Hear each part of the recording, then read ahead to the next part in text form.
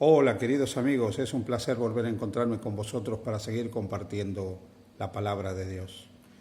A lo largo de varios días hemos estado viendo la respuesta de Jesús a la crítica de los escribas y de los fariseos cuando él mostraba que no tenía temor de relacionarse con las minorías marginadas de sus días, con los publicanos, con los pecadores. Al ser criticado por los escribas y fariseos, el Evangelio de Lucas nos relata 3 parábolas de Jesús que son la respuesta a esa crítica. La primera, la parábola de la oveja perdida; la segunda, la de la dracma perdida; pero la tercera, quizás la más conocida y la más difundida, la del hijo pródigo. En esta parábola Jesús va a decir una cantidad de cosas extraordinarias. Por su extensión vamos a ir paso a paso analizando esta parábola que comienza en el versículo 11 del capítulo 15 del Evangelio de Lucas. El versículo 11 dice: también dijo, un hombre tenía 2 hijos. ¿Sabes? Esta parábola encierra una verdad que podríamos decir es fundamental. A lo largo de la historia de la salvación, desde que se produjo la triste entrada del pecado en la experiencia del ser humano, podríamos decir que ha habido 2 clases de personas. Los que han querido vivir cerca de Dios y los que de alguna manera se han alejado de Dios. Podríamos decir sin temor a equivocarnos que estos 2 hijos de la parábola representan ambos grupos de personas. Aquellos que han querido vivir alejados de Dios y los que de alguna manera han seguido el llamado de Dios y han contestado a la voz de Dios que ha obrado en sus corazones. Pero esta parábola no nos habla de 2 hijos incrédulos. No nos habla de uno que quiere estar cerca del Padre y otro lejos del Padre. Ambos están en la casa del Padre. Ambos son creyentes. Ambos son hijos del Padre. Ambos reconocen al Padre como suyo, como su Padre celestial. ¿Qué encierra, por lo tanto, esta parábola? En realidad, esta parábola está hablando de 2 clases de creyentes, de 2 aspectos de la vida de la fe. Y para poder entender esto tenemos que ir al jardín del Edén. Cuando se produjo la entrada del pecado en este mundo, automáticamente Dios implementó lo que ya estaba planeado dentro del plan de salvación, que era un sistema de salvación por sustitución. No había otro camino. Pero no solo no había otro camino, sino que no existirá nunca otro camino. La salvación es por sustitución o simplemente no puede haber salvación. Y en esa salvación por sustitución, alguien tenía que ocupar el lugar del pecador. En el caso de Adán y Eva, que habían fracasado y habían pecado, alguien tenía que ocupar su lugar. Y las pieles con las que Adán y Eva fueron vestidos nos muestra que quien ocupó el lugar de Adán y Eva fue esa víctima inocente que entregó su vida a favor de Adán y Eva. A partir de ese momento se entendió, y Dios así lo reveló, que la salvación era por sustitución y que alguien tenía que ocupar el lugar del pecador. Por lo tanto, cuando uno reconocía su condición caída delante de Dios, reconocía su condición pecaminosa delante de Dios, debía presentarse a Dios con el sustituto. Debía poner como ofrenda por el pecado el sustituto. No había otra posibilidad de salvación. O había un sustituto que diera su vida por el pecador, o el pecador tenía que entregar su propia vida. Esto que pasó en el jardín del Edén se reprodujo a lo largo de los siglos en la experiencia del pueblo de Dios, en la época de los patriarcas y luego en la historia del pueblo de Israel.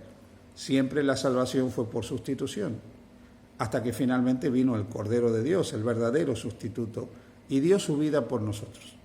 Pero en el jardín del Edén hay algo que ya nos enseña quiénes son estos 2 grupos de hijos de Dios, estas 2 clases de hijos de Dios, representados en Caín y en Abel. Caín y Abel ambos eran hijos del mismo padre.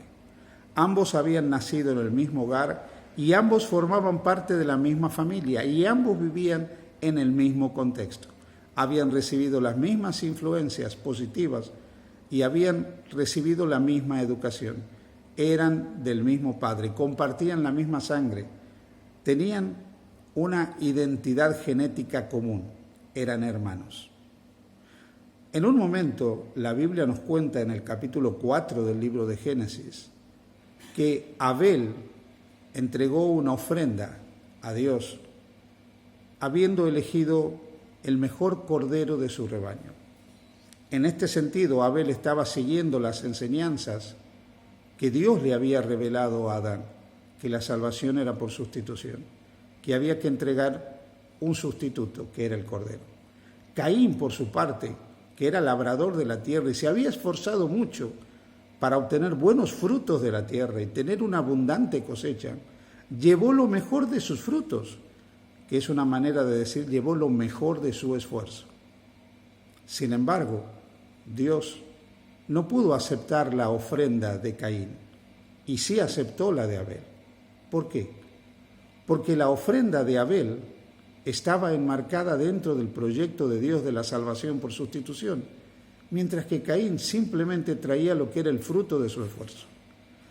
A lo largo de la historia ha habido siempre dos clases de creyentes: los que han querido salvarse y agradar a Dios, reconociendo que ellos solo pueden salvarse y solo pueden ser agradables delante de Dios gracias al sustituto, o bien aquellos que con su propio esfuerzo han querido ganarse el favor de Dios y han querido alcanzar el agrado de Dios.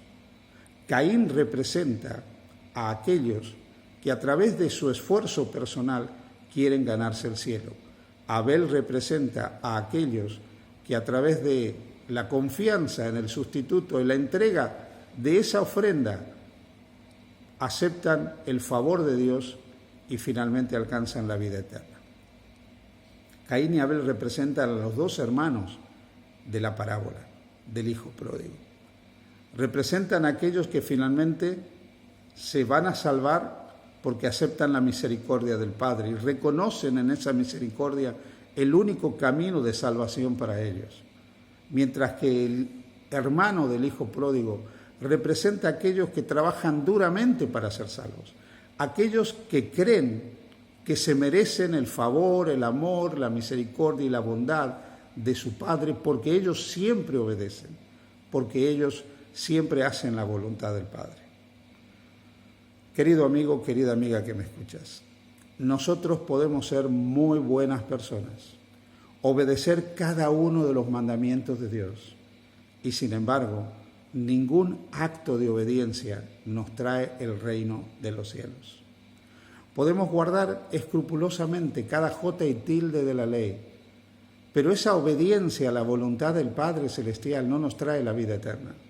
La vida eterna la trae el Cordero. La vida eterna la trae la ofrenda de ese Cordero sin mancha y sin contaminación que fue ofrecido por cada uno de nosotros. La vida eterna viene como resultado de lo que ha hecho por nosotros el Cordero de Dios que vino a quitar el pecado del mundo. Podemos esforzarnos tratando de ganar el cielo a través de lo que hacemos. Podemos discutir con Dios diciendo que nosotros merecemos ser tratados bien porque nos hemos portado bien. Podemos contender con Dios exigiéndole que nos salve porque hemos sido buenas personas. Pero este es el camino equivocado. Ninguno llegará a alcanzar el favor de Dios, la misericordia de Dios, o será agradable delante de Dios por sus actos.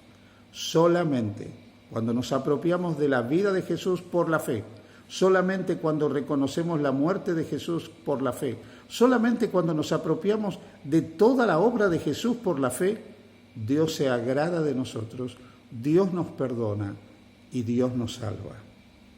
Podemos elegir cada uno de nosotros qué clase de hijo de Dios ser.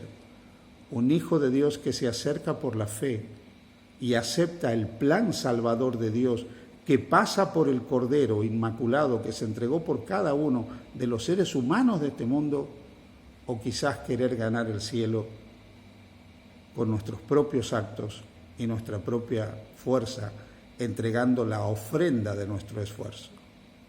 Acepta a Jesús, confía en lo que Él ha hecho por ti y serás agradable, acepto y perdonado ante Dios. Que Dios te bendiga. Feliz día junto a Jesús.